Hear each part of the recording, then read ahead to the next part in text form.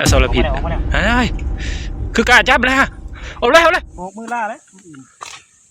นี่ได้แล้วทุกคนตัวบางใหญ่นึงเนาะนี่ปอผนยกข้างมาเลยเอาแต่ตัวใหญ่เอาแต่ตัวใหญ่รุ่นนี้ก็เลยไก่เต็มทองทุกคน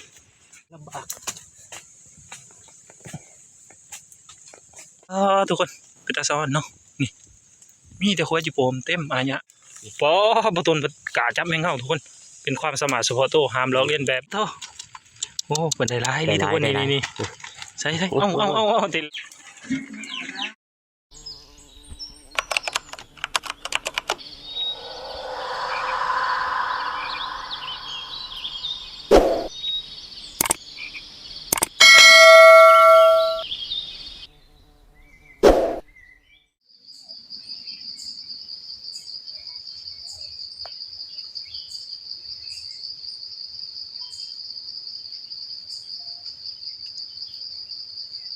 ไปดียำแรงๆทุกคน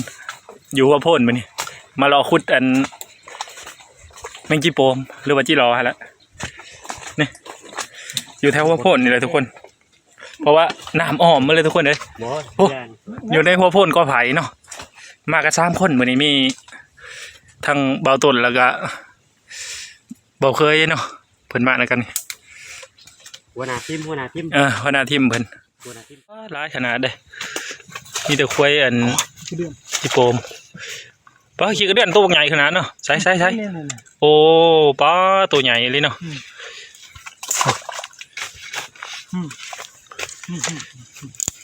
ทางบต้นเพิ่นเริ่มทำการขุดละได้โตแล้วบต้นได้ตัวหนึ่งโอ้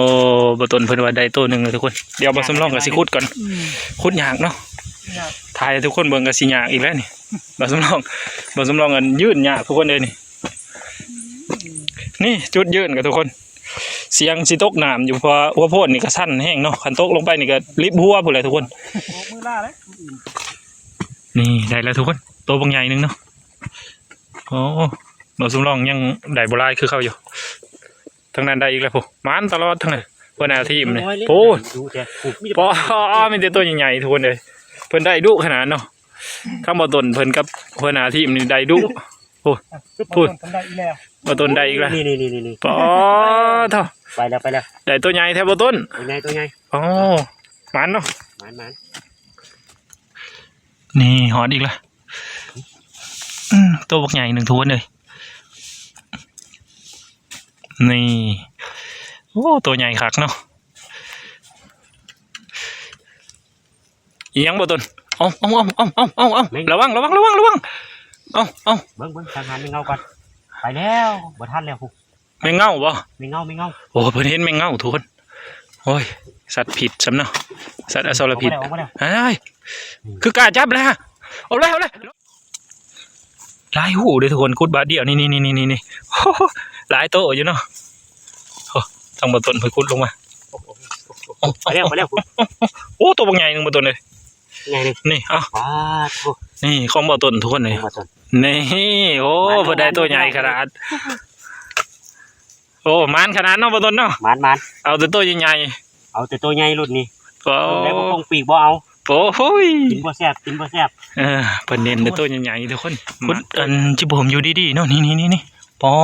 เพิ่นยกข้างมาเลยพี่ทุกคนเต็มหมาหยะอยู่มีแต่แมงป่องหรือว่าแมงเง่านี่พูดเต็มหมาหยะอยู่ทั้งลุมพวกสำรองสีเขียวเนาะทุกคนเบิ่งแล้วกันนี่โอ้ยอันตรายแท้ๆทุกคนเลยถึงแก่ชีวิตได้นี่อย่าไปยุ่งเด็ดขาดนี่ปอเท่าโตบักใหญ่ๆเลยทุกคนนี่พวกมีแต่ตัวใหญ่ๆนี่โอ้จังตัวนะโอ้2 โตเลยบาต้นเลยมีแต่ตัวบักใหญ่นึงเอาป่ะเจ้าเอาจัดมากินได้ป่ะนี่กินได้แซ่บอยู่ป่ะแซ่บคือกันโอ้บาต้นเพิ่นกินนอนแมงป่องทุกคนโอ้ยประจับเองเด้อคอยประกาศ 2 บาทเนี่ย หลังจากที่ขุดด่านนั้นแล้วทุกคนเอาเจือนด่านนั้นหมดเลยเนาะสิมาขุดด่านนี้อีกทุกคนนี่ทางบ่ต้นเพิ่นแป้งทางสิขึ้นไปจอมพ่นอยู่เนาะจอมพ่นนี่ก็ขึ้นยากเด้ทุกคนเพราะว่าอ้อมเดี๋ยวก็ไฟมีน้ำเนาะก็กระสะนี่โอ้ยน้ำข้มขนาดคันบ่ระวังนี่ปักเข้าไปนี่ก็โอ้เจ็บแท้ๆเลยทุกคนเลยเบิ่งบ่น้ำเฮ็ด2อยู่นี่นี่นี่นี่มีแต่ตัวแหลมๆนี่เราต้นเพิ่นกำลังแปลงทางขึ้นเนาะสิขึ้นไปหุดด่านเทิงหมดเลยทุกคนบ่ นี่ โอ้เอาหน่อไม้นำ หน่อไม้พี่น้อง ว้าเจ้าไล่คักกระเดาะ หน่อไม้ไล่ทั้งหน่อไม้ทั้งจีรออยู่คนเดียวคุ้ม โอ้บ่ต้นเพิ่นมาได้คุมเลยทุกคน เอา2 อย่างเลย แพ็คคูเลยเพิ่นมามื้อนี้ เอาขึ้นมาอยู่เทิงคุ้มลายอยู่ ไป เดี๋ยวพาพี่น้องขึ้นไปเบิ่งโอ้น้ำ ได้แล้วบ่ต้น ได้แล้วนี่ ใส่ นี่ ป้าทุกคนเพิ่นมาก่อนกันมามันลำบาก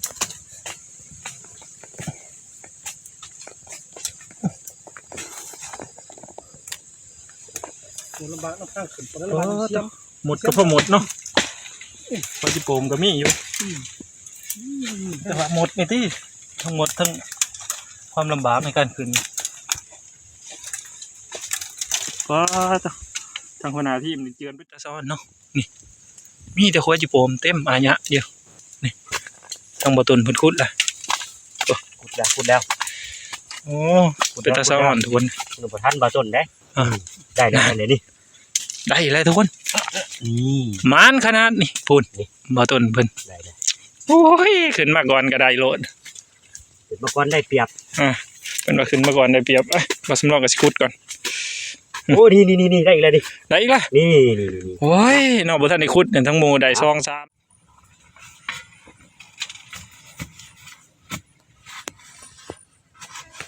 นี่หอดแล้วทุกคน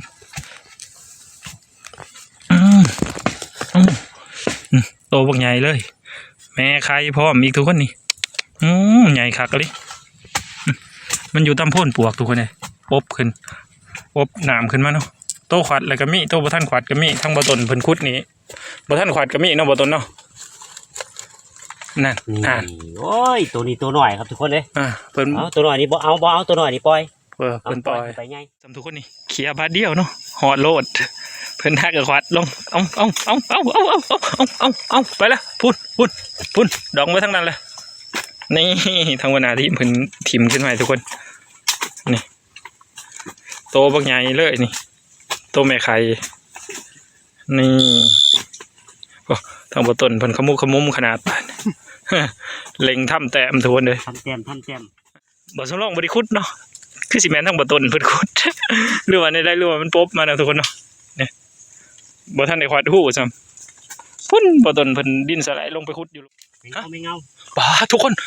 ป้าบ่ต้นเพิ่นกล้าจับแมงเงาทุกคนเป็นความสามารถเฉพาะตัวห้ามลอกเลียนแบบเด็ดขาดนี่อันตรายสิเอาไปเฮ็ดหยังไงเอาไปกินโอ้เพิ่นเอาไปกินทุกคนแซ่บบ่นะฮะแซ่บอ๋อแซ่บกว่าเป็นกิโลอีกได้ดิ แซ่บกว่าจิรออีกแม่นเพิ่นว่าแซ่บกว่าจิโปมทุกคนป้าตัวใหญ่คักเลยเนาะอ้วนคักเลยใส่ของเอาเซ่ใส่มาหินเนาะเอาบ่ได้เลยทุกคนเลยมีแต่สิใหญ่ไปขุดอันโพ่นไหมเนาะโพ่นหน่วยไหมเลยทุกคนอยู่กับโต๊ะกลางน้ำเนาะผู้ลมแห้งขนาดทุกคนเลยพายเหือนี้เพื่อจนจะปีนพุ่นเลยเนาะขันแมนผู้เดียวนี่ห้อยเพื่ออยากความเป็นได้บ่ต้นได้แล้วโอ้บ่ต้นเพิ่นมาในทุกคนมีแต่โตใหญ่เลยนี่ใส่ของก่อนนี่ทำเวลาบ่สำรองกับบ่ได้น้อยนะได้คือกันนี่โตใหญ่เลยทุกคนทางหัวหน้าทีมกำลังหมุนหลีอยู่เนาะเอาปัจจุบันพอแล้วเอ้า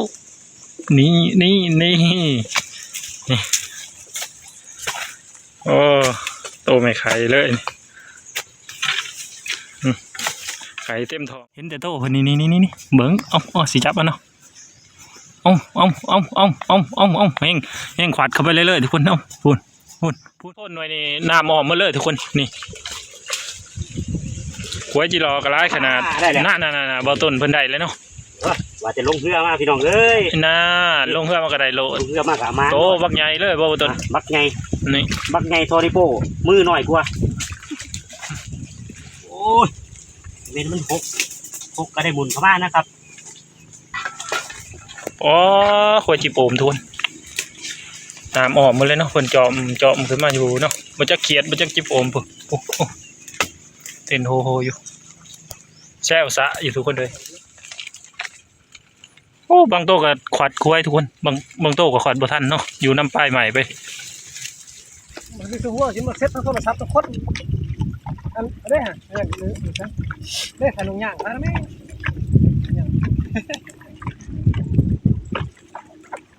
4 โมงแล้ว ที่เราหอบตี เป็นได้หลายเติบบ่ต้น ได้หลายอยู่ กลับบ่บัดนี่ ครับพอมันคำแล้วต้องกลับ เจ้ายังสิ เรือไปหอด กลับบ้านอีกบ่ แม่ยังสิกลับบ้านอีกอยู่ อ๋อเพิ่นเพราะว่าเพิ่นไปพักอยู่เพื่อนบ่าวสำรองทุกคนแล้วก็ยังสิได้กลับไปนอนอยู่บ้านเก่าอยู่เนาะคำแห้งล่ะกลับบ้านนี่ กลับก่อน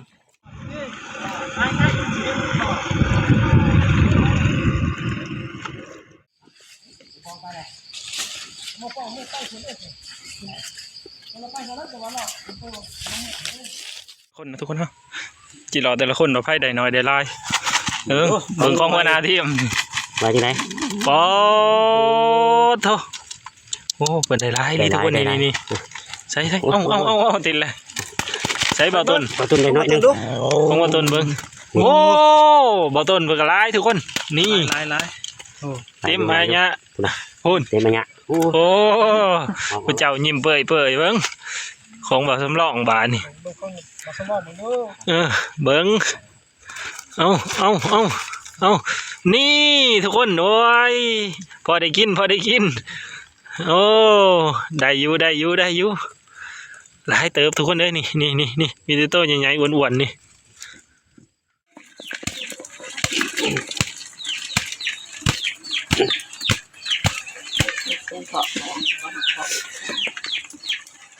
มื้อนี้ทุกคนก็ถือว่าได้หลายเติบเนาะถือว่าสมบูรณ์อยู่ทุกคนเลยสำหรับคลิปนี้เบาสำรองก็สิขอจบไปเพียงเท่านี้เนาะทุกคนเนาะขอบใจ FC ทุกๆคนที่เข้ามาติดตามและชมคลิปเบาสำรองตั้งแต่ต้นจนจบเนาะขอบใจ